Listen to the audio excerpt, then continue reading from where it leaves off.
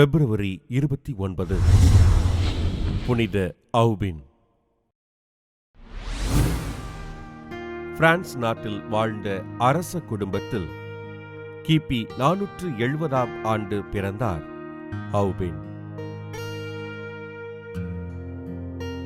ஆல்பினுஸ் என்றழைக்கப்பட்ட அவுபின் ஆண்டவர் இயேசுவிடம் விசுவாசம் கொண்டு துறவற பயிற்சி பெற்று துறவு பூண்டார்.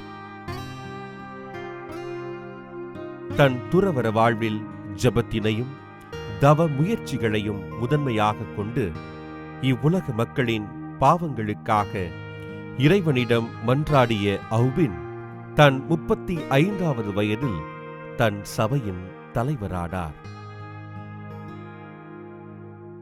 அனுதினமும் மக்களுக்காக ஜெபித்து பிரான்ஸ் நாட்டில் மறைப்பணிகளை செய்த இவர் திருத்தந்தை 4ஆம் ஃபெலிக்ஸினால் கிபி 529ஆம் ஆண்டு அங்கஸ் நகரின் ஆயராக நியமனம் செய்யப்பட்டார்.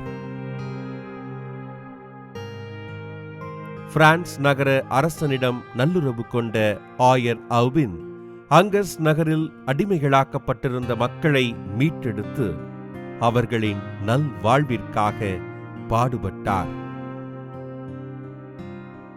ஆரியன் ஸ்தப்பரை கொள்கைக்கு எதிராக கூடிய 3வது பொது சங்கத்தில் பங்கு பெற்ற ஆயர் அவுபின் மக்கள் கத்தோலிக்க விசுவாசத்தில் வேரூன்றி வாழ வேண்டும் என்று கேட்டுக்கொண்டார். நோயாளிகளுக்கும் ஆதரவற்றோருக்கும் உதவிகள் செய்து அவர்களுக்கு ஆறுதல் தந்த ஆயர் அவுபின் தன் தூய்மையான வாழ்வினால் மக்களுக்கு பல்வேறு புதுமைகள் செய்தார். அங்கஸ் நகரின் ஆயராக எளிமையாக வாழ்ந்து மக்களை நல் வழியில் நடத்திய ஆயர் அவுபின் உடல் நலமின்றி கிபி 550ஆம் ஆண்டு இறைவனடி சேர்ந்தார்.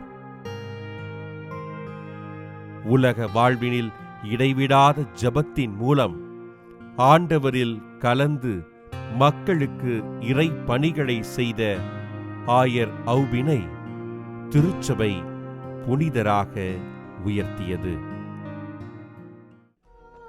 இன்று புனித அவுபின் திருவிழாவினை சிறப்பிக்கின்ற நாம் உலகில் பசியால் வாடுகின்ற மனிதர்களுக்காகவும் நோயினால் அவதியுறுகின்றவர்களுக்காகவும் ஜெபிப்போம்.